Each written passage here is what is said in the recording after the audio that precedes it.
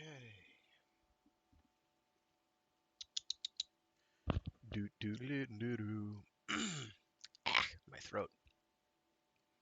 All right, we are just about there.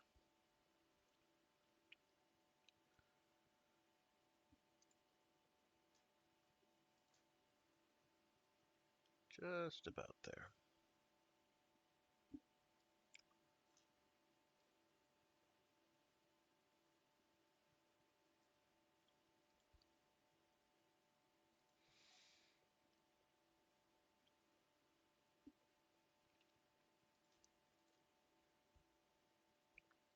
All right, that'll about do it.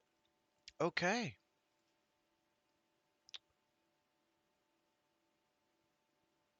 Good morning. Good morning. Good morning. And welcome back, I hope, to Storytime Saturdays, which is the continuation I've done of my Freeform Fridays streams. Thus, due to some scheduling conflicts I was having where Fridays were getting awfully complicated, and I was not having as much free time as I thought. So, there's Saturday now, which is fine. If I do get free time on Fridays, I may just do a different stream entirely on Fridays. Maybe keep the Freeform Fridays moniker and do something different. I don't know. I haven't gotten that far yet. My Fridays are not free, so it's sort of academic at this point. All right, so where did we leave off this past week? What was the last one we did? I think the last one we did was the safety deposit box. No, Learning to Be Me was the last one we did, which was the one about the jewel. Nice and suitably Twilight Zonian and or Dark Mirror-ish, if people prefer. I put anything that is under the potential aegis of something that is like Dark Mirror under the general auspice of our friends at the Twilight Zone, as the Twilight Zone is kind of the archetypal here. Let's do a bunch of short story anthologies, um, episodic, no real connection to each other than you have. Here's your host, and out of dimension of sight and of mind and all that. Usually dealing with some pretty spooky, possibly philosophical stuff. Really good. I miss the Twilight Zone. I think it's getting some kind of a revival now. I don't know. I don't know much about that. I've only remember seeing a blurb on it a week or so ago.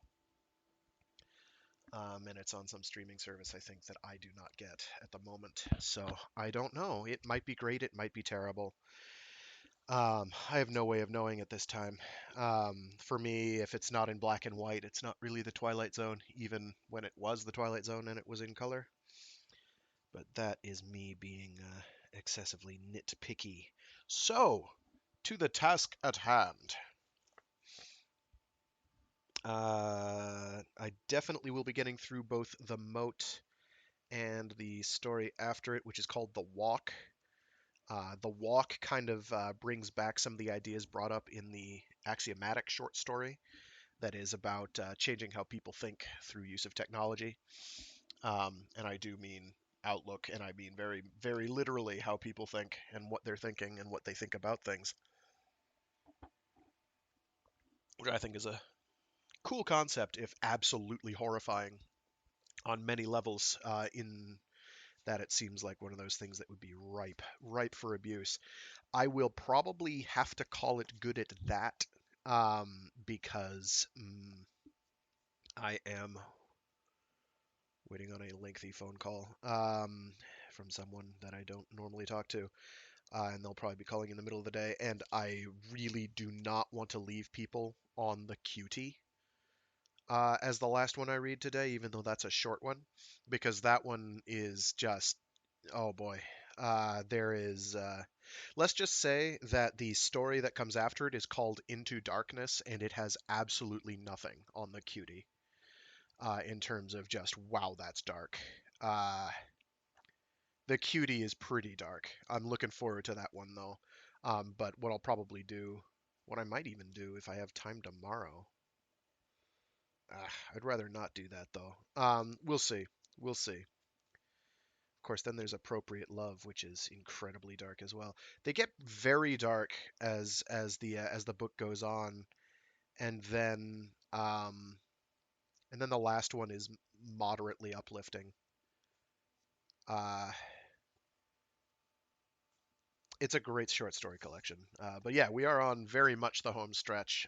After I finish reading stories from Axiomatic, uh, I'm probably just gonna do pulp stories for a while again, like I had originally started and intended this to be all about. But then I got on a Greg Egan rereading kick, and I was like, I might as well share these with people. These are short stories. It's a science fiction anthology. Let's do it. Um, and it's kind of due to scheduling problems on my end, it's turned into much more of a debacle than I was expecting. So we'll probably wind up just doing like some nice pulpy stuff after this, which will be charming at the very least. Sometimes very entertaining. After that, I don't know. We'll see. We'll see how the future takes us. How about that? I think that's a plan. Okay, and without further ado, that is enough digression.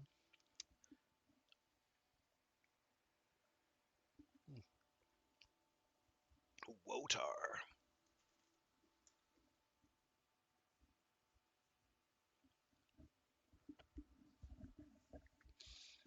Without further ado, this is the Moat.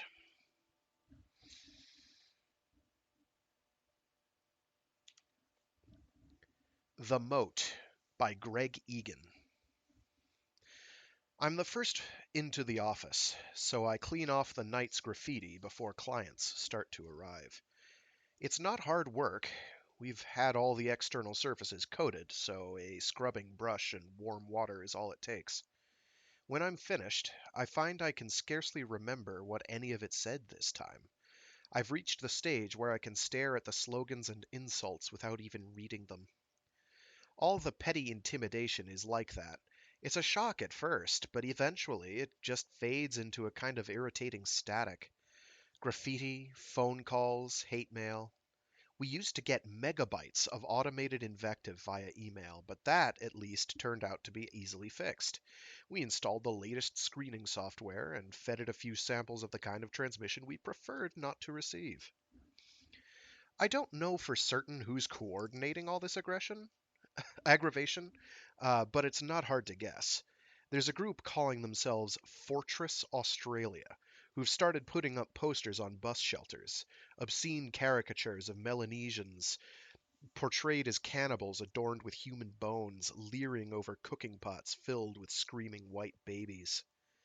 The first time I saw one, I thought it was, surely, an advertisement for an exhibition of racist cartoons from 19th century publications, some kind of scholarly deconstruction of the sins of the distant past.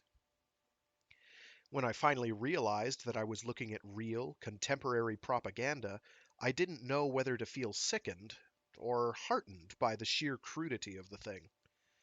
I thought, so long as the anti-refugee groups keep insulting people's intelligence with shit like this, they're not likely to get much support beyond the lunatic fringe.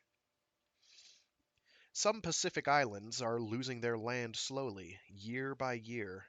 Others are being rapidly eroded by the so-called greenhouse storms. I've heard plenty of quibbling about the precise definition of the term environmental refugee, but there's not much room for ambiguity when your home is literally vanishing into the ocean. Nevertheless, it still takes a lawyer to steer each application for refugee status through the tortuous bureaucratic process. Matheson and Singh are hardly the only practice in Sydney to handle this kind of work, but for some reason we seem to have been singled out for harassment by the isolationists. Perhaps it's the premises. I imagine it takes a good deal less courage to daub paint on a converted terrace house in Newtown than to attack a gleaming office tower in Macquarie Street, bristling with security hardware. It's depressing at times, but I try to keep a sense of perspective. Sweet FA will never be more than a bunch of thugs and vandals, high in nuisance value but politically irrelevant. I've seen them on TV, marching around their training camps in designer camouflage or sitting in lecture theaters watching recorded speeches by their guru Jack Kelly, or, oblivious to the irony, messages of international solidarity from similar organizations in Europe and North America. They get plenty of media coverage, but apparently it hasn't done much for their recruitment rate. Freak shows are like that. Everybody wants to watch, but nobody wants to join. Ranjit arrives a few minutes later, carrying a CD. He mimes staggering under its weight. Latest set of amendments to the UNHCR regulations. It's going to be a long day. I groan. I'm having dinner with Rachel tonight. Why don't we just feed the bloody thing to LEX and ask for a summary? And get disbarred at the next audit? No thanks. The Law Society has strict rules on the use of pseudo-intelligent software, terrified of putting 90% of its members out of work. The irony is, they use state of the art software programmed with all the forbidden knowledge to scrutinize each practice's expert systems and make sure they haven't been taught more than they're permitted to know. There must be 20 firms at least who've taught their systems tax law. Sure, and they have programmers on 7-figure salaries to cover their tracks. He tosses me the CD. Cheer up. I had a quick peek at home. There are some good decisions buried in here. Just wait until you get to paragraph 983.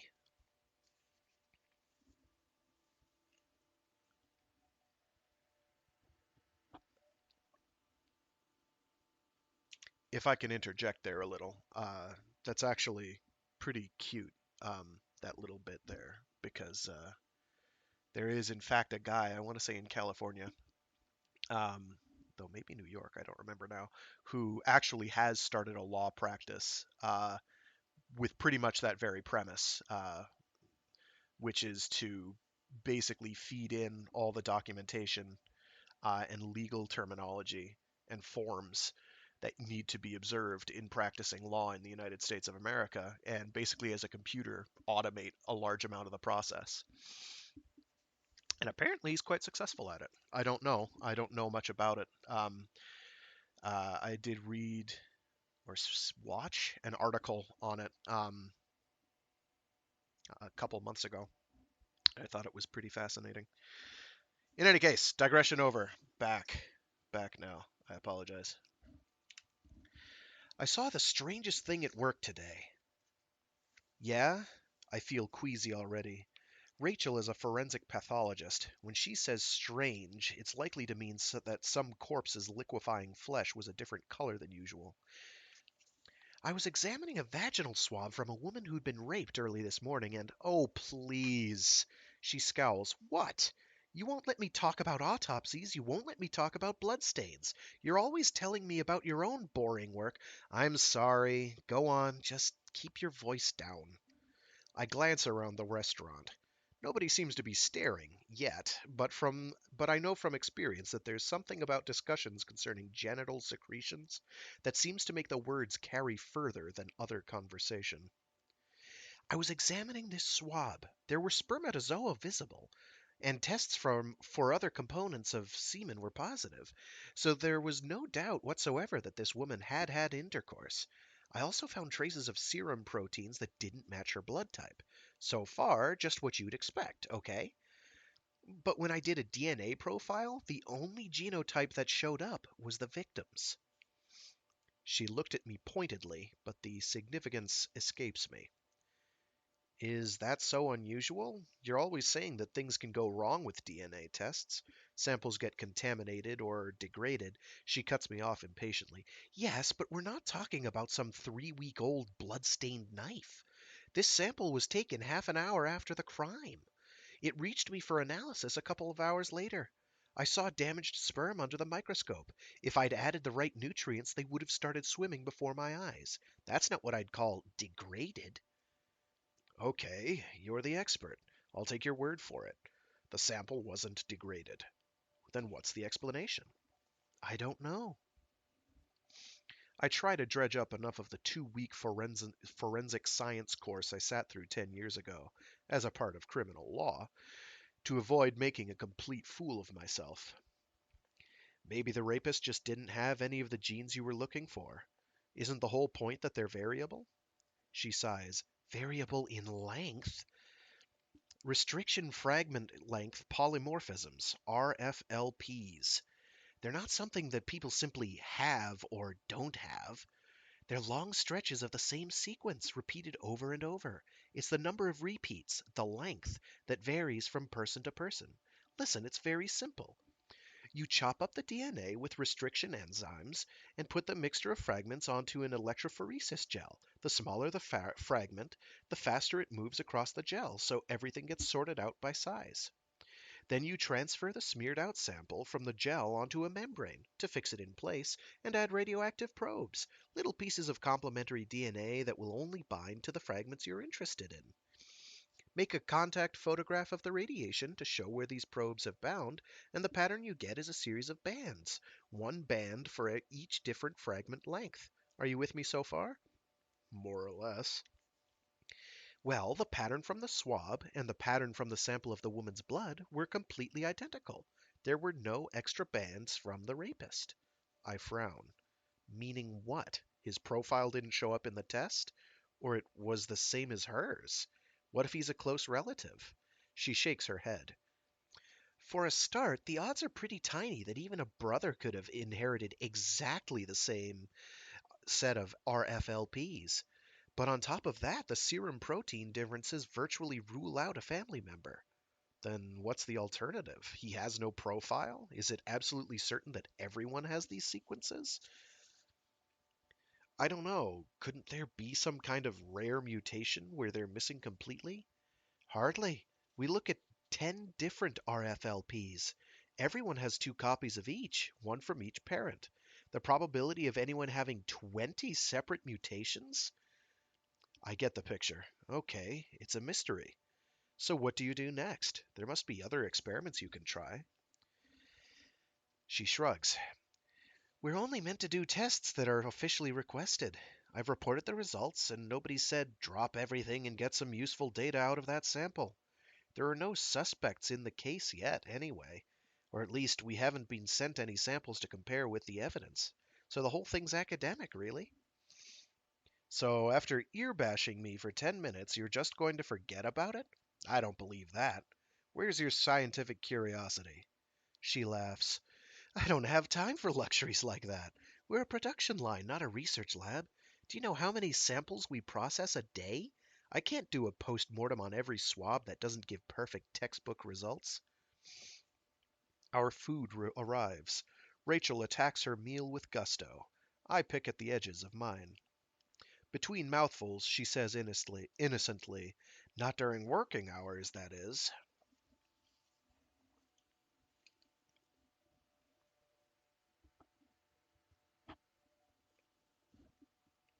I stare at the TV screen with growing disbelief.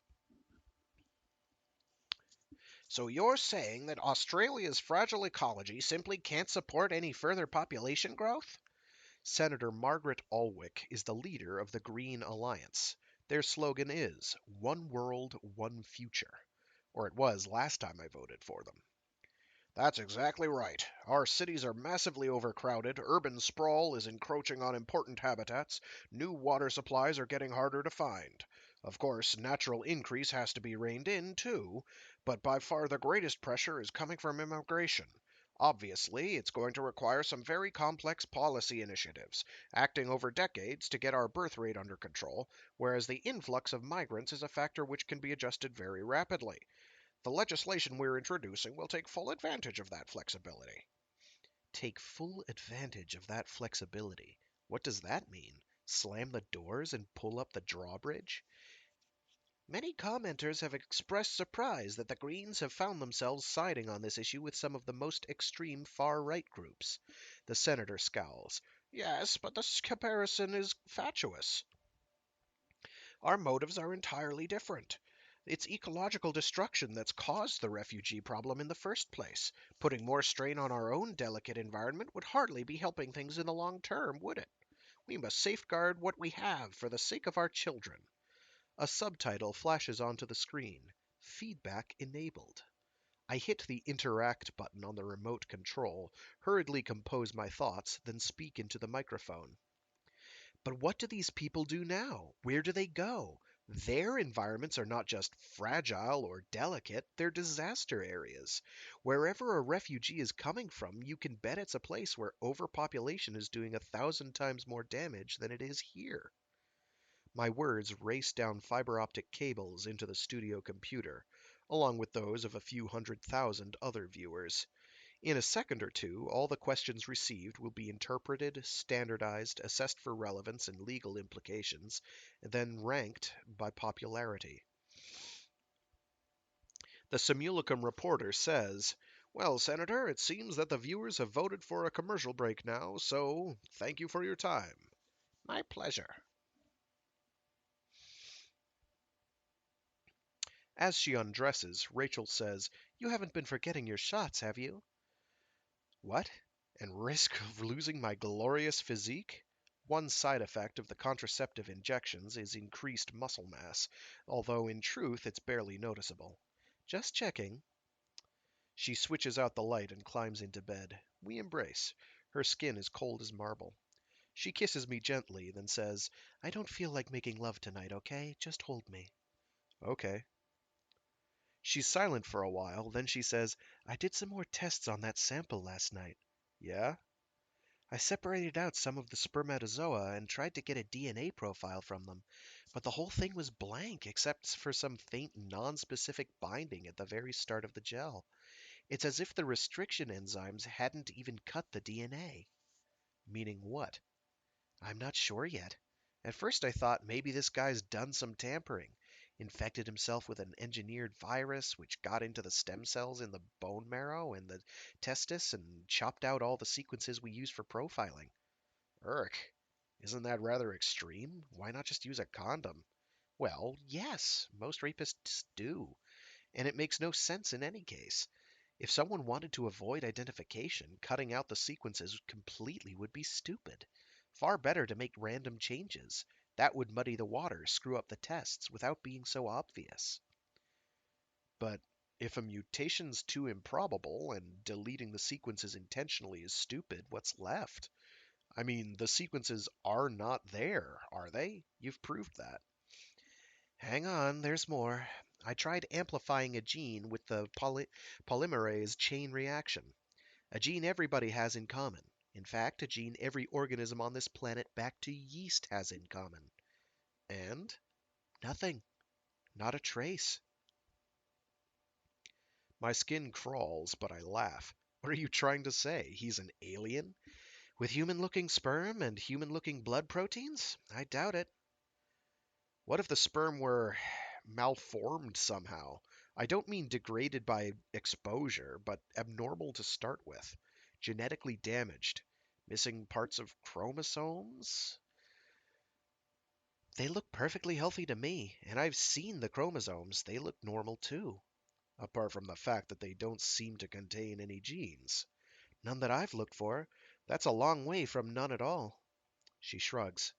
Maybe there's something contaminating the sample, something which is bound to the DNA, blocking the polymerase and the restriction enzymes.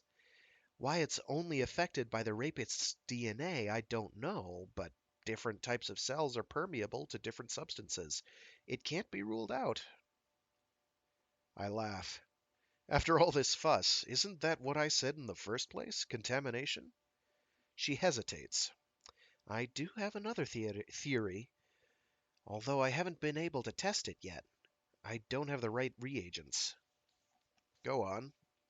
It's pretty far-fetched. More so than aliens and mutants? Maybe. I'm listening. She shifts in my arms. Well, you know the structure of DNA: two helical strands of sugar and phosphate, joined by the base pairs which carry the genetic information. The natural base pairs are adenine and thymine, cytosine and guanine, but people have synthesized other bases and incorporated them into DNA and RNA. And around the turn of the century, a group in Bern actually constructed an entire bacterium that used non standard bases. You mean they rewrote the genetic code? Yes and no. They kept the code, but they changed the alphabet. They just substituted a new base for each old one, consistently throughout.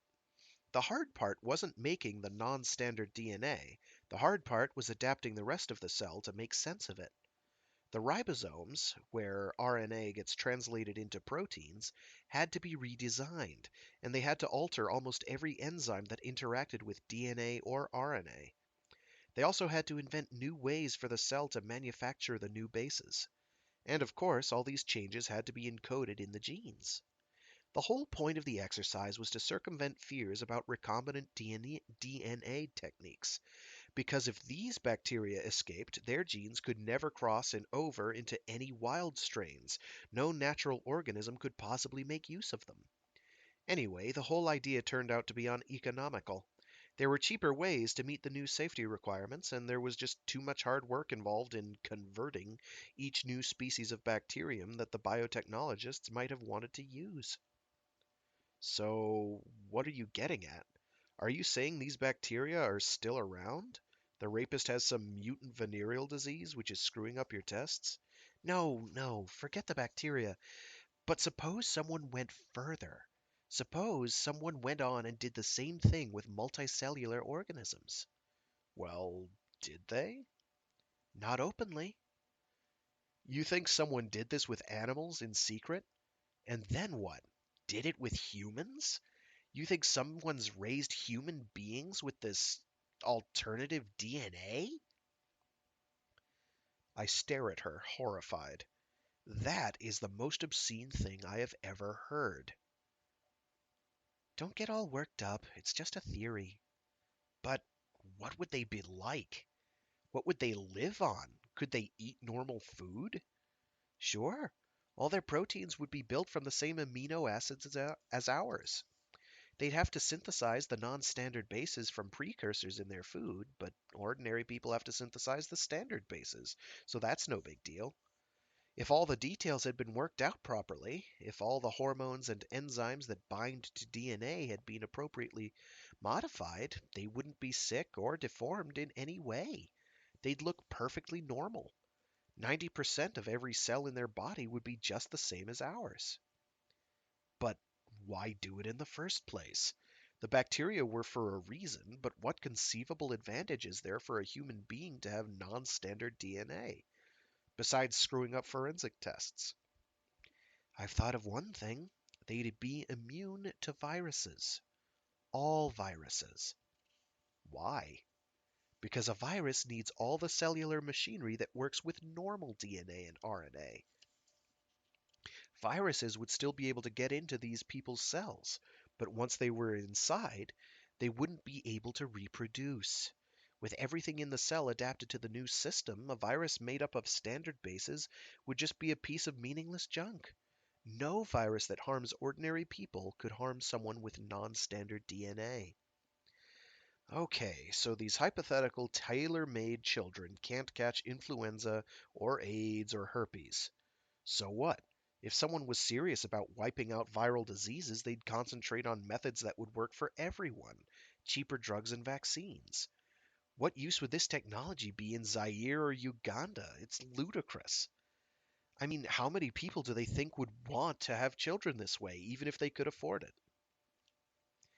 Rachel gives me an odd look, then says, obviously, it would only be for a wealthy elite. And as for other kinds of treatment, viruses mutate. New strains come along. In time, any drug or vaccine can lose its effectiveness. This immunity would last forever. No amount of mutation could ever produce a virus built out of anything but the old bases. Sure, but this wealthy elite with lifelong immunity, mostly to diseases they're not likely to catch in the first place. Wouldn't even be able to have children, would they? Not by normal means. Except with each other. Except with each other. Well, that sounds like a pretty drastic side effect to me. She laughs and suddenly relaxes. You're right, of course. And I told you, I have no evidence. This is all pure fantasy.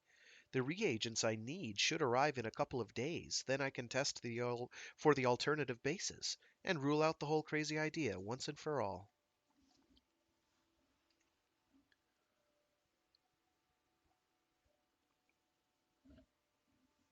It's almost 11 when I realize I'm missing two important files. I can't phone the office computer from home. Certain classes of legal documents are required to reside only on systems with no connection whatsoever to public networks. So I have no choice but to go in person, and copy the files. I spot the graffitist from a block away. He looks about 12 years old. He's dressed in black, but otherwise doesn't seem too worried about being seen. And his brazenness is probably justified. Cyclists go by, ignoring him, and patrol cars are scarce around here. At first, I'm simply irritated. It's late and I've got work to do. I'm not in the mood for confrontation. The easiest thing, by far, might be to wait until he's gone. Then I catch myself. Am I that apathetic? I couldn't care less if artists redecorated every last building and train in the city, but this is racist poison. Racist poison that I waste 20 minutes cleaning away every morning. I draw closer, still unnoticed. Before I can change my mind, I slip through the wrought iron gate, which he's left ajar. The lock was smashed months ago, and we've never bothered replacing it. As I move across the courtyard, he hears me and spins around. He steps toward me and raises the paint gun to eye level, but I knock it out of his hand. That makes me angry. I could have been blinded. He runs for the fence and gets halfway up. I grab him by the belt of his jeans and haul him down. Just as well. The spikes are sharp and rusty.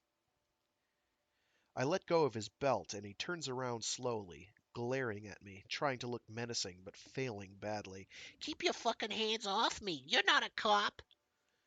Ever hear of citizen's arrest? I step back and push the gate shut. So, what now? Invite him inside so I can phone the police? He grabs a hold of the fence railing. Clearly, he's not going anywhere without a struggle. Shit. What am I going to do? Drag him into the building, kicking and screaming? I don't have much stomach for assaulting children, and I'm on shaky legal ground already. So it's a stalemate. I lean against the gate. Just tell me one thing. I point at the wall. Why? Why do you do it? He snorts. I could ask you the same fucking question. About what? About helping them stay in the country, taking our jobs, taking our houses, fucking things up for all of us. I laugh. You sound like my grandfather. Them and us. That's the kind of 20th century bullshit that wrecked the planet. You think you can build a fence around this country and just forget about everything outside? Draw some artificial line on a map and say, people inside matter, people outside don't? Nothing artificial about the ocean. No? They'll be pleased to hear that in Tasmania. He just scowls at me, disgusted. There's nothing to communicate, nothing to understand. The anti-refugee lobby are always talking about preserving our common values. That's pretty funny.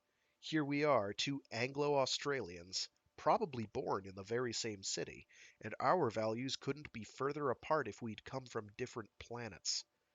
He says, We didn't ask them to breed like vermin. It's not our fault. So why should we help them? Why should we suffer? They could all just fuck off and die. Drown in their own shit and die. That's what I think, okay?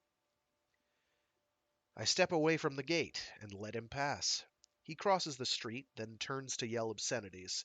I go inside and get the bucket and scrubbing brush, but all I end up doing is smearing wet paint across the wall. By the time I've plugged in my laptop into the office machine, I'm not angry or even depressed anymore. I'm simply numb. Just to complete the perfect evening, halfway through transferring one of my files, the power fails. I sit in the dark for an hour, waiting to see if it will come back on, but it doesn't, so I walk home.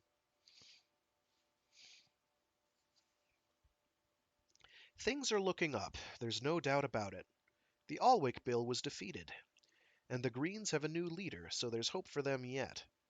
Jack Kelly is in prison for arms smuggling. Sweet FA still put up their moronic posters, but there's a group of anti-fascist students who spend their spare time tearing them down. Since Ranjit and I scraped up enough money for an alarm system, there's been no more graffiti. And lately, even the threatening letters have become rare. Rachel and I are married now. We're happy together, and happy in our jobs. She's been promoted to laboratory manager, and the work at Matheson and Singh is booming, even the kind that pays. I really couldn't ask for more. Sometimes we talk about adopting a child, but the truth is we don't have the time. We don't often talk about the night I caught the graffitist, the night the inner city was blacked out for 6 hours, the night several freezers full of forensic samples were spoiled. Rachel refuses to entertain any paranoid theories about this. The evidence is gone, she says. Speculation is pointless. I do wonder sometimes, though, just how many people there might be who hold the very same views as that screwed up child. Not in terms of nations, not in terms of race, but people who've marked their very own lines to separate us and them, who aren't buffoons in jackboots parading for the cameras, who are intelligent, resourceful, far-sighted, and silent. And I wonder what kind of fortresses they're building. And that was The Moat by Greg Egan. I like that one. It's sort of a subtler affair, I guess. It's short. Um, it doesn't really say too much that's absolutely explicit. It doesn't say explicitly, hey, guess what? There's a bunch of wealthy elites who are probably going to, who are changing their DNA completely on a fundamental level, and may or may not wind up genociding the rest of the human race, so that they aren't on the same planet as them anymore. Which is cute. It's implication, but not explicit. Alrighty.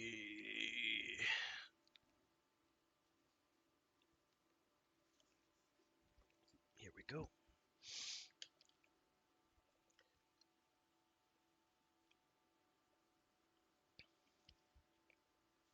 Next up is The Walk,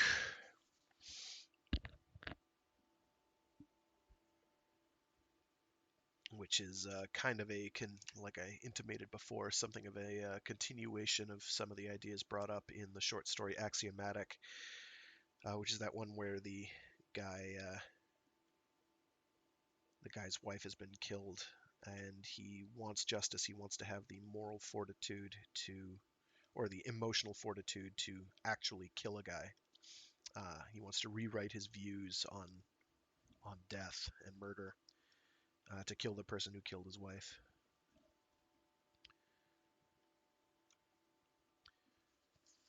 This one is somewhat different, though. All right. The Walk by Greg Egan. Leaves and twigs crunch underfoot with every step. No gentle rustling, but the sharp, snapping sounds of irrevocable, unrepeatable damage, as if to hammer into my brain the fact that no one else has come this way for some time. Every footfall proclaims that there'll be no help, no interruptions, no distractions. I felt weak and giddy since we left the car, and part of me is still hoping that I'll simply pass out, collapse on the spot, and never get up again. My body, though, shows no signs of obliging.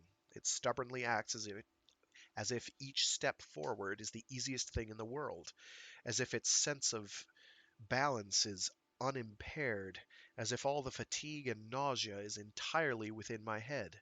I could fake it. I could sink to the ground and refuse to stir. Get it over with. I don't, though, because I don't want it to be over. I try again. Carter, you could be rich, man. I'd work for you the rest of my life.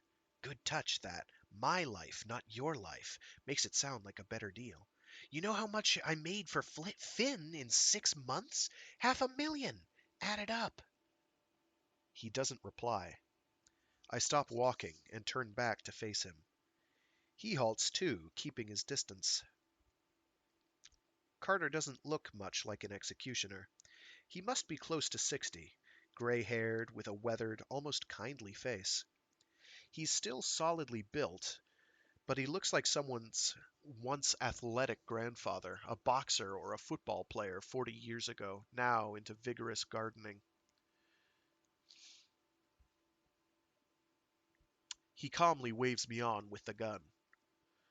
Further, we've passed the people taking a piss zone, but campers, bushwalkers, you can't be too careful. I hesitate. He gives me a gently admonishing look. If I stood my ground, he'd shoot me right here and carry the body the rest of the way. I can see him trudging along with my corpse slung casually across his shoulders. However decent he might seem at first glance, the truth is, the man's a fucking robot. He's got some kind of neural implant, some bizarre religion. Everybody knows that. I whisper, Carter, please. He gestures with the gun. I turn and start walking again. I still don't understand how Finn caught me out. I thought I was the best hacker he had. Who could have followed my trail from the outside? Nobody. He must have planted someone inside one of the corporations I was screwing on his behalf, just to check up on me, the paranoid bastard. And I never kept more than 10%. I wish I'd taken 50. I wish I'd made it worthwhile. I strain my ears, but I can't pick up the faintest hint of traffic now. Just birdsong, insects, the crackling of the forest's debris underfoot. Fucking nature. I refuse to die here. I want to end my life like a human being, in intensive care, high on morphine, surrounded by cripplingly expensive doctors and brutal, relentless life support machines. Then the corpse can go into orbit, preferably around the sun. I don't care how much it costs, just so long as I don't end up part of any fucking natural cycle. Carbon, phosphorus, nitrogen. Gaia, I divorce thee. Go suck the nutrients out of someone else, you grasping bitch. Wasted anger, wasted time. Please don't kill me, Carter. I can't bear to be absorbed back into the unthinking biosphere. That'd really move him. What then? I'm 25 years old, man. I haven't even lived. I've spent the last 10 years farting around with computers. I don't even have any kids. How can you kill someone who hasn't even had kids? For a second, seduced by my own rhetoric, I seriously think about claiming virginity, but that might be pushing it. And it sounds less selfish, less hedonistic to assert my right to fatherhood than to whine about sex. Carter laughs. You want immortality through children? Forget it. I've got 2 sons myself. They're nothing like me. They're total strangers. Yeah? That's sad. But I still ought to have the chance. The chance to do what? To pretend that you'll live on through your children? To fool yourself? I laugh knowingly, trying to make it sound like we're sharing a joke that only two like-minded cynics could appreciate. Of course I want a chance to fool myself. I want to lie to myself for 50 more years. Sounds pretty good to me. He doesn't reply. I slow down slightly, shortening my stride, feigning trouble with the uneven terrain. Why? Do I seriously think that a few extra minutes will give me the chance to formulate some dazzlingly brilliant plan? Or am I just buying time for the sake of it? Just prolonging the agony? I pause and suddenly find myself retching. The convulsions run deep, but nothing comes up except a faint taste of acid. When it's over, I wipe the sweat and tears from my face and try to stop shaking. hating more than anything the fact that I care about my dignity, the fact that I do give a shit whether or not I die in a pool of vomit, weeping like a child. As if this walk to my death is all that matters now, as if these last few minutes of my life have superseded everything else. They have, though, haven't they? Everything else is past, is gone. Yes, and so will this be gone. If I am going to die, there's no need to make peace with myself, no reason to compose myself for death. The way I face extinction is just as fleeting, just as irrelevant as the way I faced every other moment of my life. The one and only thing that could make this time matter would be finding a way to survive. When I catch my breath, I try to stretch out the delay. Carter, how many times have you done this? 33. 33. That's hard enough to swallow when some jilted gun fetishist squeezes the trigger of his submachine gun and fire hoses a crowd. But 33 leisurely strolls into the forest. So tell me, how do most people take it? I really want to know. Do they puke? Do they cry? Do they beg? He shrugs. Sometimes. Do they try to bribe you? Almost always. But you can't be bought? He doesn't reply. Or has nobody made the right offer? What do you want if it isn't money? Sex? His face remains impassive. There's no scowl of revulsion, so instead of making a joke of it, retracting what might have been an insult, I press on, light-headed. Is that it? Do you want me to suck your cock? If that's what you want, I'll do it. He gives me that admonishing look again. No contempt for my spineless pleading, no disgust at my misjudged offer, just the mildest irritation that I'm wasting his time. I laugh weakly to hide my humiliation at this absolute indifference, this refusal to find me even pitiful. I say, so people take it pretty badly. How do you take it? He says, matter-of-factly, I take it pretty well. I wipe my face again. Yeah, you do, don't you? Is that what the chip in your brain is for? To let you sleep at night after you've done this? He hesitates, then says, in a way, but it's not as simple as that. He waves the gun. Get moving. We've still got further to go. I turn, thinking numbly. I've just told the one man who could save my life that he's a brain-damaged, subhuman killing machine. I start walking again. I glance up, once, at the blank idiot sky and refuse to take delivery of the flood of memories linked in my mind to the same astonishing blue. All of that is gone. It's over. No Proustian flashbacks, no Billy Pilgrim time tripping for me.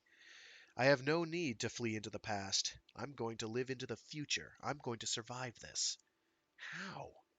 Carter may be merciless and incorruptible, in which case I'm simply going to have to overpower him.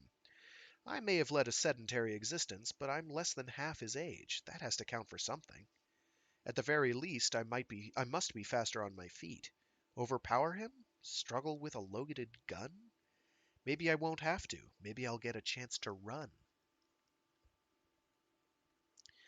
Carter says, don't waste your time trying to think up ways to bargain with me. It's not going to happen. You'd be better off thinking of ways to accept the inevitable. I don't want to fucking accept it. That's not true. You don't want it to happen, but it will happen. So find a way to deal with it. You must have thought about death before now. This is all I need, grief counseling from my own assassin. If you want to know the truth, not once. One more thing I never got around to. So why don't you give me a decade or two to sort it all out? It won't take a decade. It won't take long at all. Look at it this way. Does it bother you that there are places outside your skin, and you're not in them? That you come to a sudden end at the top of your skull, and then there's nothing but air? Of course not. So why should it bother you that there'll be times when you won't be around, any more than you care that there are places you don't occupy? You think your life is going to be undone, cancelled out somehow, just because it has an end? Does the space above your head cancel out your body? Everything has boundaries. Nothing stretches on forever, in any direction. In spite of myself, I laugh. He's gone from the sadistic to the surreal. You believe that shit, do you? You actually think that way? No, I could have. It's on the market, and I seriously considered buying it. It's a perfectly valid point of view, but in the end it just didn't ring true for me, and I didn't want it to ring true. I chose something else entirely. Stop here. What? I said stop. I look around, bewildered, refusing to believe that we've arrived. We're nowhere special, hemmed in as ever between the ugly eucalypts, calf deep in the drought-shriveled undergrowth. But what did I expect? An artificial clearing? A picnic spot? I turn to face him, scouring my paralyzed brain for some strategy to get within reach of the gun, or get out of his range before he can fire, when he says with perfect sincerity, "I can help you. I can make this easier." I stare at him for a second, then break into long, clumsy, choking sobs. He waits, patiently, until I finally manage to cough up the word, "How?" With his left hand, he reaches into his shirt pocket, takes out a small object, and holds it up for inspection on his outstretched palm. For a moment, I think it's a capsule, some kind of drug. But it's not. Not quite. It's a neural implant applicator, though through the transparent casing I can just make out the gray speck of the implant itself. I have an instant, vivid fantasy of walking forward to accept it, my chance at last to disarm him. Catch. He tosses the device straight at my face, and I put up a hand to grab it from the air. He says, "It's up to you, of course. I'm not going to force you to use it." Flies settle on my wet face as I stare at the thing. I brush them away with my free hand. What'll this give me? 20 seconds of cosmic bliss before you blow my brains out? Some hallucination so vivid it'll make me think this was all a dream? If you wanted to spare me the pain of knowing I was going to die, you should have just shot me in the back of the head 5 minutes ago, when I thought I still had a chance. He says, "It's not an hallucination. It's a set of attitudes. A philosophy, if you like." What philosophy? All that crap about boundaries in space and time? No, I told you. I didn't buy that. I almost crack up. So this is your religion? You want to convert me before you kill me? You want to save my fucking soul? Is that how you cope with slaughtering people? You think you're saving their souls? He shakes his head, unoffended. I wouldn't call it a religion. There is no God. There are no souls. No? Well, if you're offering me all the comforts of atheism, I don't need an implant for that. Are you afraid of dying? What do you think? If you use the implant, you won't be. You want to render me terminally brave and then kill me? Or terminally numb? I'd rather be blissed out. Not brave, not or numb. Perceptive. He may not have found me pitiful, but I'm still human enough to do him the honor. Perceptive? You think swallowing some pathetic lie about death is perceptive? No lies. This implant won't change your beliefs on any question of fact.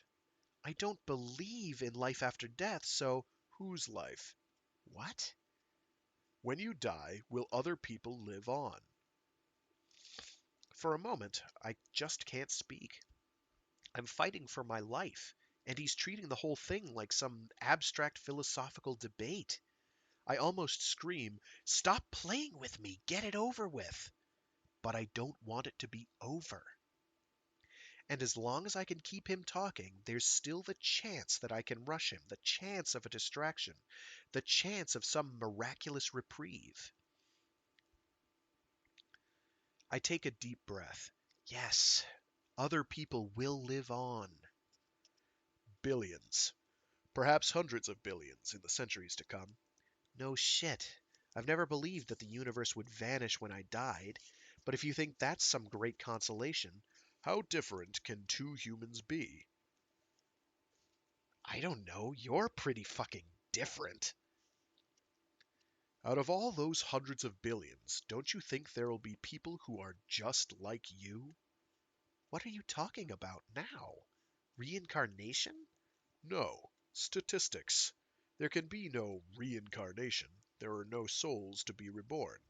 But eventually, by pure chance, someone will come along who will embody everything that defines you. I don't know why, but the crazier this gets, the more hopeful I'm beginning to feel. As if Carter's crippled powers of reasoning might make him vulnerable in other ways. I say, that's just not true. How could anyone end up with my memories, my experiences? Memories don't matter. Your experiences don't define you. The accidental details of your life are as superficial as your appearance. They may have shaped who you are, but they're not an intrinsic part of it. There's a core, a deep abstraction. A soul by any other name? No. I shake my head vehemently. There's nothing to be gained by humoring him. I'm too bad an actor to make it convincing. And an argument can only buy me more time. You think I should feel better about dying because sometime in the future some total stranger might have a few abstract traits in common with me? You said that you wish you'd had children. I lied. Good, because they're not the answer. And I should get more comfort from the thought of someone who's no relation at all, with no memories of mine, no sense of continuity? How much do you have in common now with yourself when you were 5 years old? Not much. Don't you think that there must be thousands of people who are infinitely more like you, as you are now, than that child ever was? Maybe? In some ways, maybe. What about when you were 10, 15? What does it matter? Okay, people change. Slowly. Imperceptibly. He nods. Imperceptibly. Exactly. But does that make it any less real? Who's swallowed the lie? It's seeing the life of your body as the life of one person that's the illusion.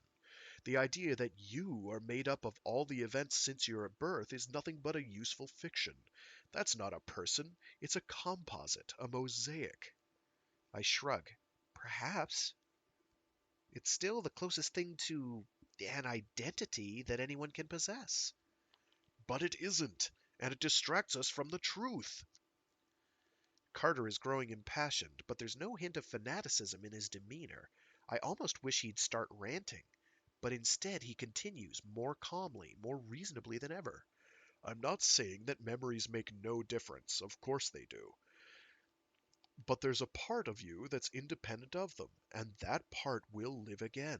One day, someone, somewhere, will think as you did, act as you did. Even if it's only for a second or two, that person will be you. I shake my head. I'm beginning to feel stupefied by this relentless dream logic, and I'm dangerously close to losing touch with what's at stake. I say, flatly, this is bullshit. Nobody could think this way. You're wrong. I do. And you can, if you want to. Well, I don't want to. I know it seems absurd to you now, but I promise you, the implant would change all that. He absent-mindedly massages his right forearm. It must be stiff from holding the gun. You can die afraid, or you can die reassured. It's your decision. I close my fist over the applicator. Do you offer this to all your victims? Not all. A few. And how many have used it? None so far. I'm not surprised. Who'd want to die like that? Fooling themselves? You said you did. Live. I said I wanted to live fooling myself. I brush the flies from my face for the 100th time. They alight again, fearlessly. Carter is 5 meters away. If I take a step in his direction, he'll shoot me in the head without the slightest hesitation. I strain my ears and hear nothing but crickets. Using the implant would buy me more time, the 4 or 5 minutes before it takes effect. What have I got to lose? Carter's reluctance to kill me, unenlightened? In the end, that's made no difference. 33 times before. My will to stay alive? Maybe, maybe not. A change in my intellectual views about mortality need not render me utterly supine. Even believers in a glorious afterlife have been known to struggle hard to postpone the trip. Carter says softly, "Make up your mind. I'm going to count to 10. The chance to die honestly? The chance to cling to my own fear and confusion to the end? Fuck that. If I die, then it makes no difference how I faced it. That's my philosophy." I say, "Don't bother." I push the applicator deep into my right nostril and squeeze the trigger. There's a faint sting as the implant burrows into my nasal membranes, heading for the brain. Carter laughs with delight. I almost join him. From out of nowhere, I have 5 more minutes to save my life. I say, "Okay, I've done what you wanted, but everything I said before still stands. Let me live, and I'll make you rich. A million a year, at least." He shakes his head. "You're dreaming. Where would I go? Finn would track me down in a week." "You wouldn't need to go anywhere.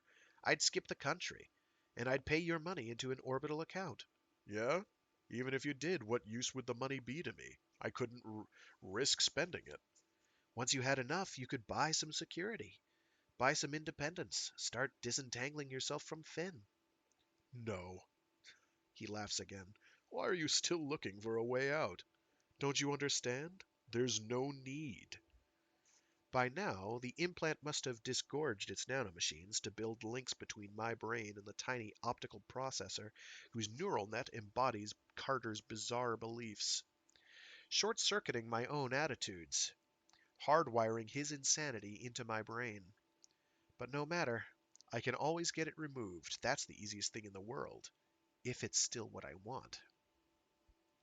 I say, "There's no need for anything. There's no need for you to kill me. We can still both walk out of here. Why do you act like you have no choice?" He shakes his head. "You're dreaming." "Fuck you! Listen to me. All Finn has is money. I can ruin him, if that's what it takes, from the other side of the world. I don't even know whether or not I'm lying anymore. Could I do that? To save my life?" Carter says softly, finally, "No." I don't know what to say. I have no more arguments, no more pleas. I almost turn and run, but I can't do it. I can't believe that I'd get away. And I can't bring myself to make him pull the trigger a moment sooner. The sunshine is dazzling. I close my eyes against the glare. I haven't given up. I'll pretend that the implant has failed. That should disconcert him. Buy me a few more minutes. And then a wave of giddiness sweeps over me. I stagger, but regain my balance. I stand, staring at my shadow on the ground, swaying gently, feeling impossibly light. Then I look up, squinting. I... Carter says, "You're going to die. I'm going to shoot you through the skull. Do you understand me?" Yes. "But it's not the end of you. Not the end of what matters. You believe that, don't you?" I nod, begrudgingly. Yes. "You know you're going to die, but you're not afraid?" I close my eyes again. The light still hurts them. I laugh wearily. You're wrong. I'm still afraid. You lied about that, didn't you? You shit. But I understand. Everything you said makes sense now. And it does. All my objections seem absurd now, transparently ill-conceived. I resent the fact that Carter was right, but I can't pretend that my reluctance to believe him was the product of anything but short-sightedness and self-deception. That it took a neural implant to enable me to see the obvious only proves how confused I must have been. I stand, eyes shut, feeling the warm sunshine on the back of my neck, waiting. "You don't want to die, but you know it's the only way out? You accept that now?" He sounds reluctant to believe me, as if he finds my instant conversion too good to be true. I scream at him, "Yes! Fuck you! Yes! So get it over with! Get it over with!" He's silent for a while. Then there's a soft thud and a crash in the undergrowth. The flies on my arms and face desert me. After a moment, I open my eyes and sink to my knees, shaking. For a while, I lose myself, sobbing, banging the ground with my fists, tearing up handfuls of weeds, screaming at the birds for silence. Then I scramble to my feet and walk over to the corpse. He believed everything he claimed to believe, but he still needed something more. More than the abstract hope of someone, sometime, somewhere on the planet, falling into alignment, becoming him by pure chance. He needed someone else holding the very same beliefs right before his eyes at the moment of death. Someone who knew that they were going to die. Someone else who was just as afraid as he was. And what do I believe? I look up at the sky, and the memories I fought away before start tumbling through my skull. From lazy childhood holidays to the very last weekend I spent with my ex-wife, the same heartbreaking blue runs through them all, unites them all, doesn't it? I look down at Carter, nudge him with my foot, and whisper, "Who died today? Tell me, who really died?" And that was The Walk by Greg Egan. Hoo boy! More good stuff from Greg Egan on that one. Who really did die that day is a good question, seeing as how uh, foundational personality of the person lying dead on the ground has now been transferred into the person who is going to be shot.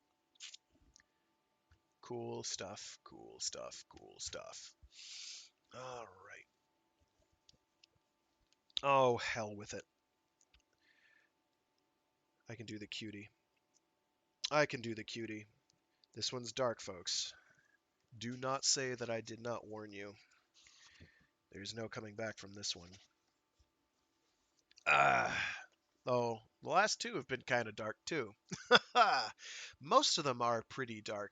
Uh, the cutie kind of it goes for the gut.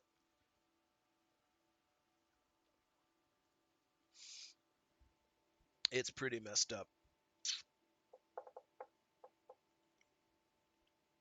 Okay, heck with it. I do have time. We will get through the cutie, and next week we'll do Into Darkness, which I like a lot. Um, I kind of compare it to the Infinite Assassin, the one from the very very very beginning. Um, which it's not the same, but I think there's some similarities in that it's sort of a physical movement journey over a short period of time with an objective. Fast-paced, intense, kind of a thriller, um, but with cool stuff going on. Oh boy, and then Appropriate Love. That's a doozy. Oh, oh. Yeah, a bunch of these get real dark towards the end. Appropriate Love is a doozy as well.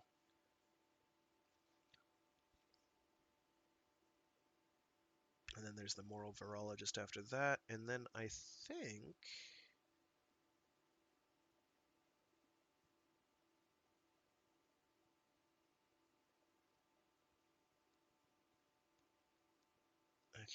then there's the last one after that, is it? Oh no. Then there's another one that's also kind of dark and depressing. It's a theme. It's a theme. A lot of these are pretty bleak. Very very very what's the word I'm looking for? It's not really bittersweet, because it's not very sweet. Um, Pyrrhic maybe. Well, that's kind of an alternative definition of bittersweet or synonym. Um, they're just kind of bleak.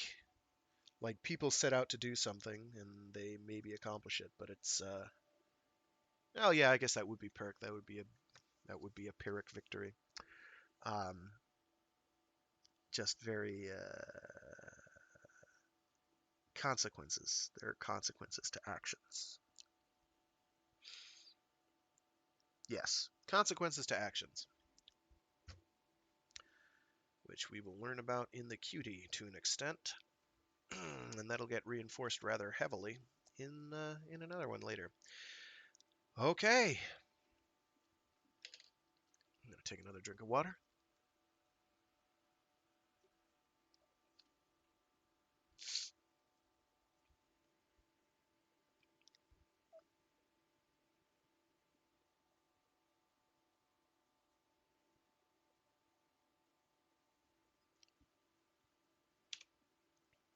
The Cutie by Greg Egan. Why won't you even talk about it? Diane rolled away from me and assumed a fetal position. We talked about it 2 weeks ago. Nothing's changed since then, so there's no point, is there? We'd spent the afternoon with a friend of mine, his wife, and their 6-month-old daughter. Now I couldn't close my eyes without seeing again the expression of joy and astonishment on that beautiful child's face, without hearing her peals of innocent laughter, without feeling once again the strange giddiness that I'd felt when Rosalie, the mother, had said, "Of course you can hold her." I had hoped the visit would sway Diane. Instead, while leaving her untouched, it had multiplied 1,000-fold my own longing for parenthood, intensifying it into an almost physical pain. Okay, okay, so it's biologically programmed into us to love babies. So what? You could say the same about 90% of human activity. It's biologically programmed into us to enjoy sexual intercourse, but nobody seems to mind about that. Nobody claims they're being tricked by wicked nature into doing what they otherwise would not have done. Eventually, someone is going to spell out, step by step, the physiological basis of the pleasure of listening to Bach. But will that make it suddenly a primitive response, a biological con job, an experience as empty as the high from a euphoric drug? Didn't you feel anything when she smiled? Frank, shut up and let me get some sleep.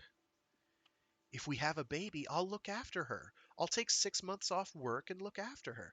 Oh, 6 months. Very generous. And then what? Longer then. I could quit my job for good if that's what you want.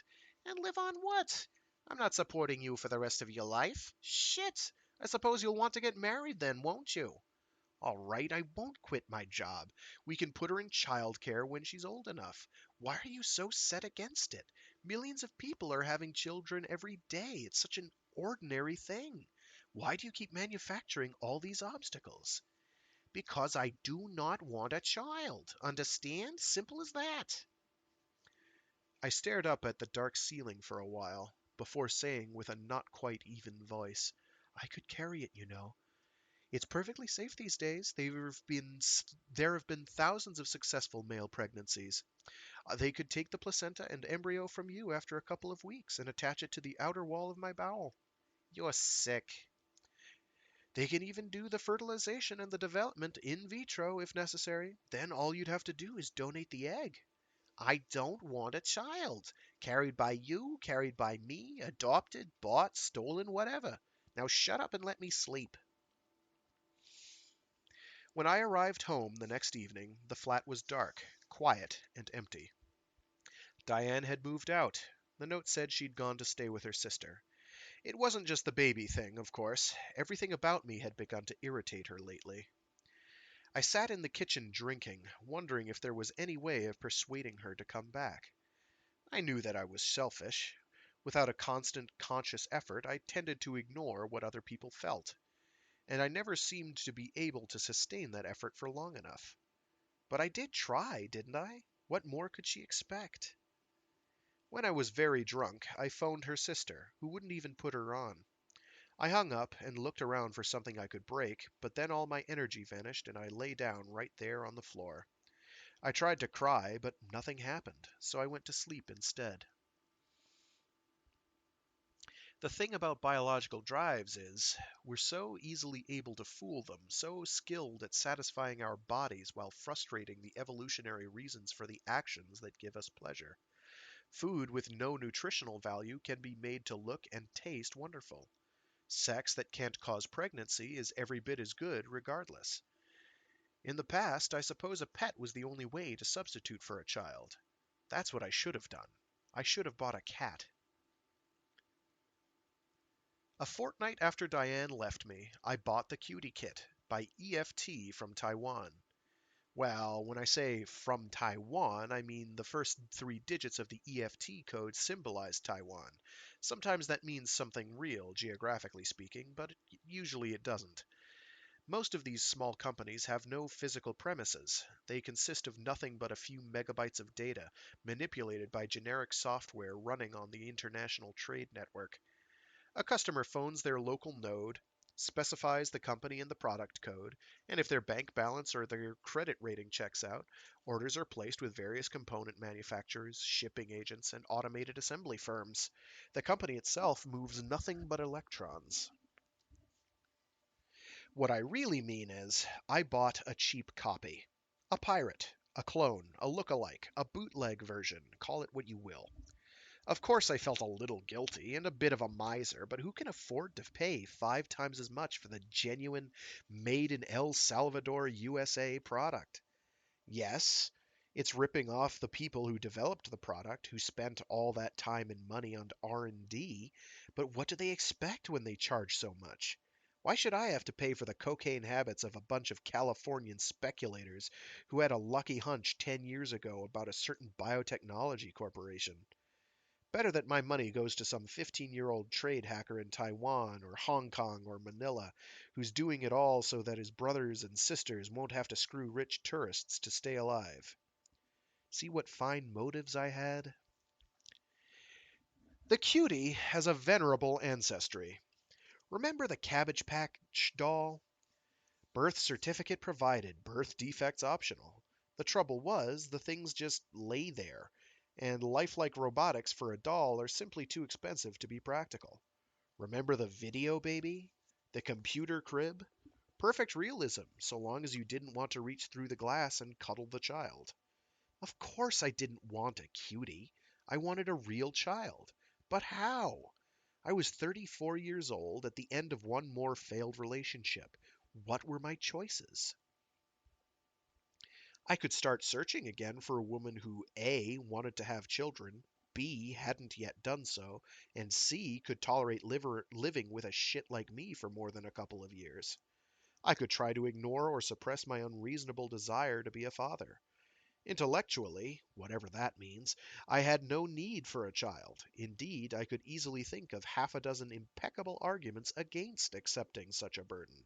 But, to shamelessly anthropomorphize, it was as if the force that had previously led me to engage in copious sex had finally cottoned on about birth control, and so had cunningly decided to shift my attention one link down the flawed causal chain. As an adolescent dreams endlessly of sex, so I dreamed endlessly of fatherhood. Or, oh, the blessings of technology! There's nothing like a third option to create the illusion of freedom of choice. I could buy a cutie. Because cuties are not legally human, the whole process of giving birth to one, whatever your gender, is simplified immensely. Lawyers are superfluous. Not a single bureaucrat needs to be informed. No wonder they're so popular when the contracts for adoption or surrogacy, or even IVF with donor gametes, all run to hundreds of pages, and when the child related clauses in interspouse legal agreements require more negotiations than missile ban treaties. The controlling software was downloaded into my terminal the moment my account was debited. The kit itself arrived a month later. That gave me plenty of time to have chosen the precise appearance I wanted by playing with the simulation graphics. Blue eyes, wispy blonde hair, chubby, dimpled limbs, a snub nose. Oh, what a stereotyped little cherub we built, the program and I. I chose a girl because I'd always wanted a girl, though cuties don't live in long enough for gender to make much of a difference. At the age of 4, they suddenly, quietly pass away. The death of the little one is so tragic, so heartbreaking, so cathartic. You can put them in their satin padded coffins, still wearing their 4th birthday party clothes, and kiss them good night one last time before they're beamed up to cutie heaven. Of course, it was revolting. I knew it was obscene. I cringed and squirmed inside at the utter sickness of what I was doing.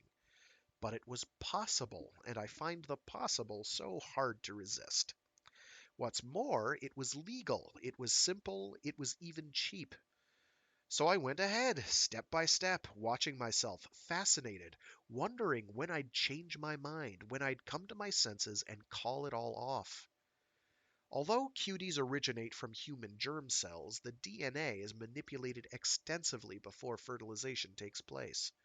By changing the gene that codes for one of the proteins used to build the walls of the red blood cells, and by arranging for the pineal, adrenal, and thyroid glands, triple backup to leave no chance of failure, to secrete, at the critical age, an enzyme that rips the altered protein apart, infant death is guaranteed. By extreme mutilation of the genes controlling embryonic brain development, subhuman intelligence, and hence their subhuman legal status, is guaranteed.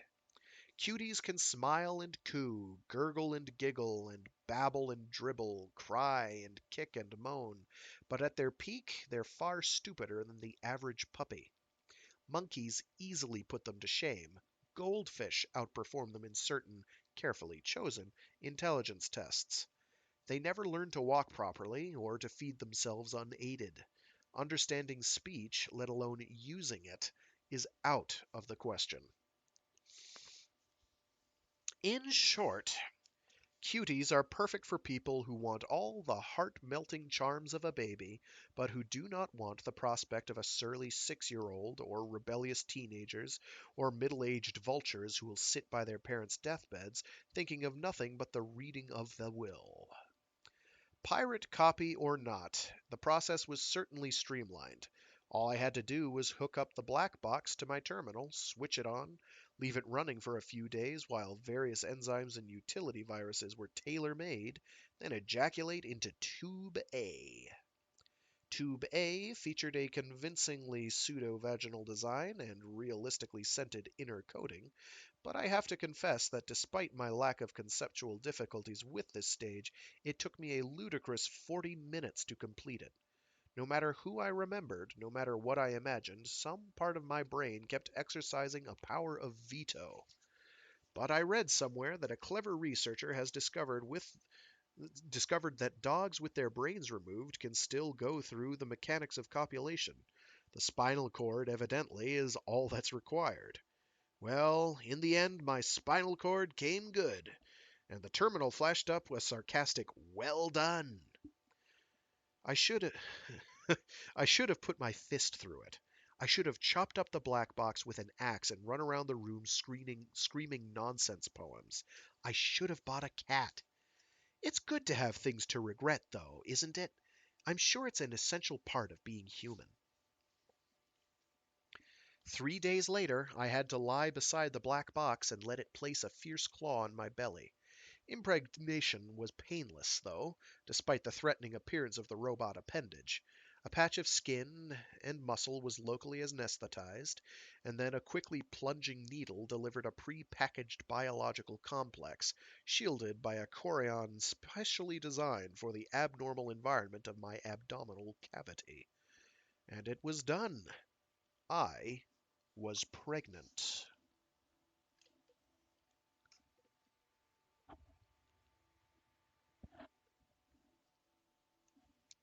After a few weeks of pregnancy, all my doubts, all my distaste, seemed to vanish. Nothing in the world could have been more beautiful, more right than what I was doing. Every day I summoned up the simulated fetus on my terminal. The graphics were stunning, perhaps not totally realistic, but definitely cute, and that was what I'd paid for, after all. Then put my hand against my abdomen and thought deep thoughts about the magic of life. Every month I went to a clinic for ultrasound scans, but I declined the battery of genetic tests on offer. No need for me to discard an embryo with the wrong gender or unsatisfactory eye color, since I'd dealt with those requirements at the start. I told no one but strangers what I was doing. I'd changed doctors for the occasion, and I'd arranged to take leave once I started to show too severely. Up until then, I managed to get by with jokes about too many beers. Toward the end, I began to be stared at in shops and on the street, but I'd chosen a low birth weight, and nobody could have known for sure that I wasn't merely obese. In fact, on the advice of the instruction manual, I'd intentionally put on fat before the pregnancy. Evidently, it's a useful way to guarantee energy for the developing fetus. And if anyone who saw me guessed the truth, so what? After all, I wasn't committing a crime.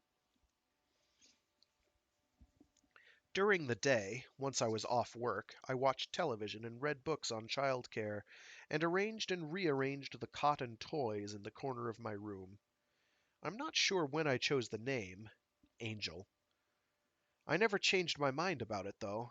I carved it into the side of the cot with a knife, pretending that the plastic was the wood of a cherry tree. I contemplated having it tattooed upon my shoulder, but then that seemed inappropriate between father and daughter. I said it aloud in the empty flat long after my excuse about trying out the sound was used up. I picked up the phone every now and then and said, "Can you be quiet, please? Angel is trying to sleep." Let's not split hairs. I was out of my skull. I knew I was out of my skull. I blamed it, with wonderful vagueness, on hormonal effects resulting from placental secretions into my bloodstream. Sure, pregnant women didn't go crazy, but they were better designed, biochemically as well as anatomically, for what I was doing. The bundle of joy in my abdomen was sending out all kinds of chemical messages to what it thought was a female body, so was it any wonder that I went a little strange? Of course, there were more mundane effects as well. Morning sickness, in fact, nausea at all hours of the day and night. A heightened sense of smell, and sometimes distracting hypersensitivity of the skin. Pressure on the bladder, swollen calves. Not to mention the simple, inevitable, exhausting unwieldiness of a body that was not just heavier, but had been reshaped in about the most awkward way I could imagine. I told myself many times that I was learning an invaluable lesson, that by experiencing this state, this process, so familiar to so many women, but unknown to all but a handful of men, I would surely be transformed into a better, wiser person. Like I said, I was out of my skull. The night before I checked into the hospital for the cesarean, I had a dream. I dreamed that the baby emerged not from me, but from the black box. It was covered in dark fur, and had a tail and huge lemur like eyes. It was more beautiful than I had imagined possible. I couldn't decide at first if it was most like a young monkey or a kitten, because sometimes it walked on all fours like a cat, sometimes it crouched like a monkey, and the tail seemed equally suited to either. Eventually, though, I recalled that kittens were born with their eyes closed, so a monkey was what it had to be. It darted around the room, then hid beneath my bed. I reached under to drag it out, then found that all I had in my hands was an old pair of pajamas. I was awoken by an overwhelming need to urinate.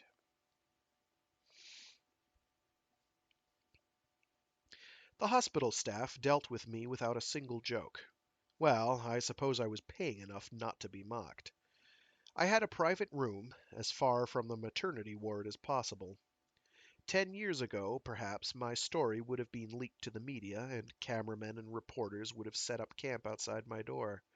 But the birth of a cutie, even to a single father, was, thankfully, no longer news.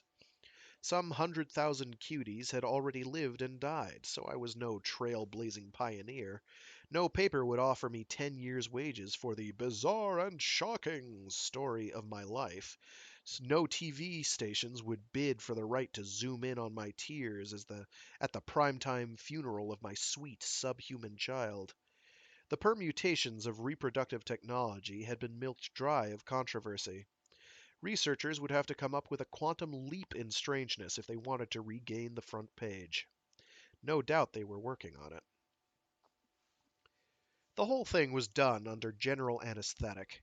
I woke with a headache like a hammer blow and a taste in my mouth like I'd thrown up rotten cheese. The first time I moved without thinking of my stitches. It was the last time I made that mistake. I managed to raise my head. She was lying on her back in the middle of a cot, which now looked as big as a football field. Wrinkled and pink just like any other baby, her face screwed up, her eyes shut, taking a breath, then howling, then another breath, another howl, as if screaming were every bit as natural as breathing. She had thick dark hair. The program had said she would, and that it would soon fall out and grow back fair. I climbed to my feet, ignoring the throbbing in my head, and leaned over the wall of the cot to place one finger gently on her cheek. She didn't stop howling, but she opened her eyes and said, and yes, they were blue. "Daddy loves you," I said. "Daddy loves his angel." She closed her eyes, took an extra deep breath, then screamed. I reached down and, with terror, with dizzying joy, with infinite precision in every movement, with microscopic care, I lifted her up to my shoulder and held her there for a long, long time.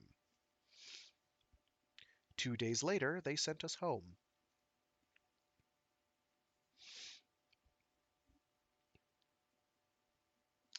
Everything worked. She didn't stop breathing. She drank from her bottle, she wet herself and soiled her nappies, she cried for hours, and sometimes she even slept. Somehow I managed to stop thinking of her as a cutie.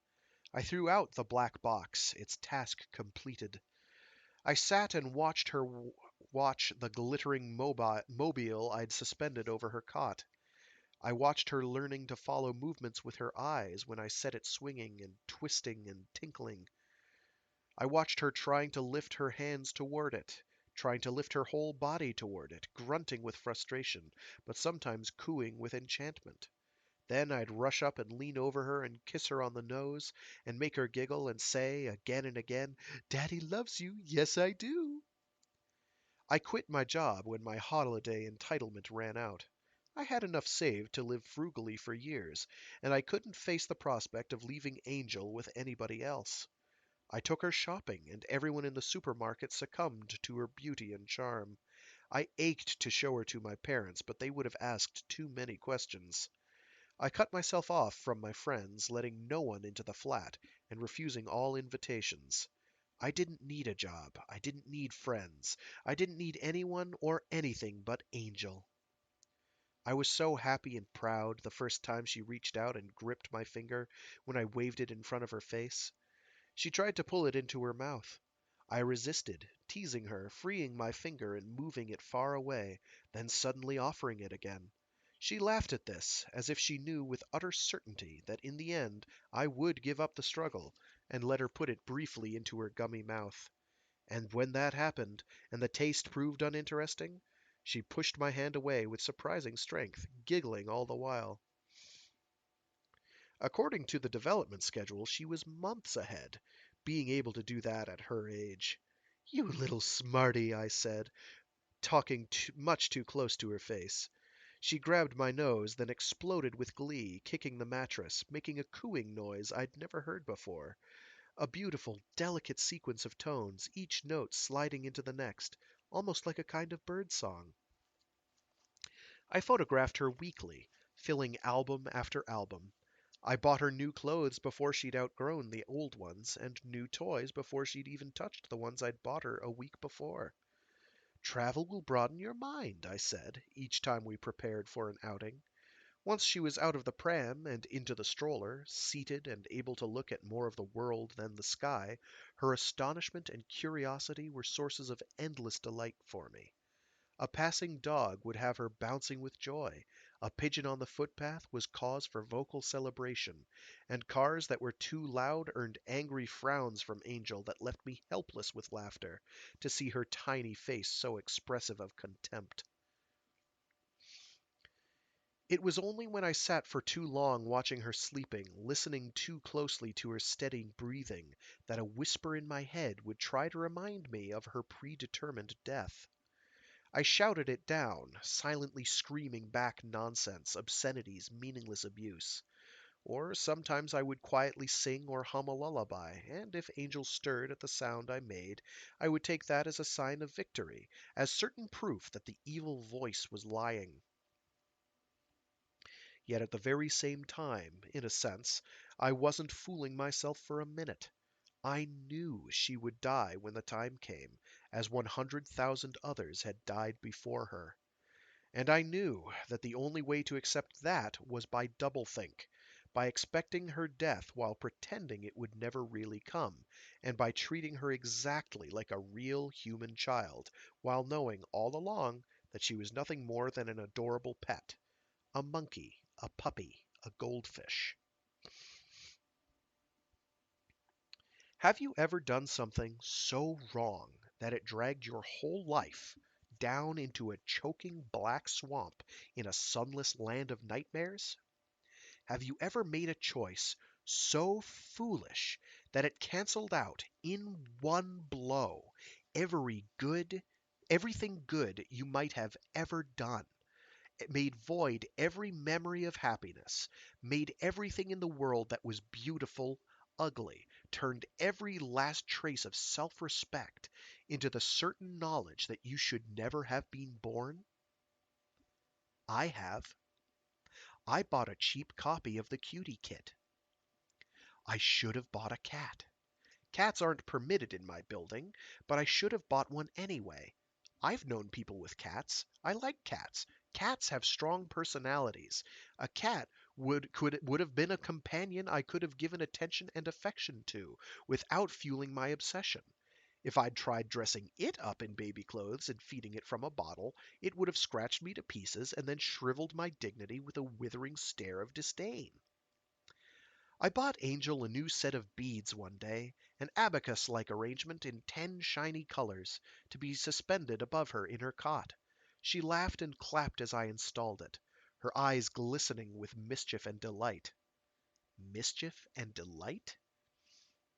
I remember reading somewhere that a young baby's smiles are really caused by nothing but wind, and I remembered my annoyance, not with the facts themselves, but with the author for feeling obliged to smugly disseminate such a tedious truth. And I thought, what's this magic thing called humanity, anyway? Isn't half of it, at least, in the eyes of the beholder? Mischief? You? Never! I leaned over and kissed her. She clapped her hands and said, very clearly, "Daddy!" All the doctors I've seen are sympathetic, but there's nothing that they can do. The time bomb inside her is too much a part of her. That function the kit performed perfectly. She's growing smarter day by day, picking up new words all the time. What should I do? A. Deny her stimuli? B. Subject her to malnutrition? C. Drop her on the head? Or D. None of the above? Oh, it's all right. I'm a little unstable, but I'm not yet completely insane. I can still understand the subtle difference between fucking up her genes and actually assaulting her living, breathing body. Yes, if I concentrate as hard as I can, I swear I can see the difference. In fact, I think I'm coping remarkably well. I never break down in front of Angel. I hide all my anguish until she falls asleep. Accidents happen.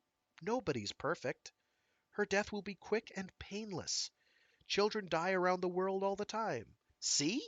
There are lots of answers, lots of sounds I can make with my lips while I'm waiting for the urge to pass. The urge to kill us both, right now. The purely selfish urge to end my own suffering. I won't do it.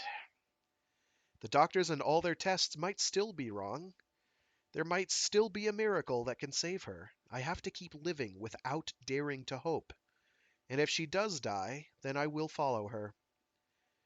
There's one question, though, to which I'll never know the answer. It haunts me endlessly. It horrifies me more than my blackest thoughts of death. Had she never said a word, would I really have fooled myself into believing that her death would have been any less tragic?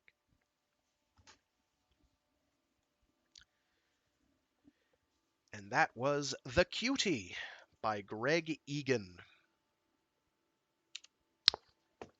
Rays of sunshine here today, ladies and gents. Rays of sunshine. That one hits me hard. He's right, he should have gotten a cat. And I believe my cat agrees, though he's being a lazy beast right now, sprawling on his toasty electric warmth pad.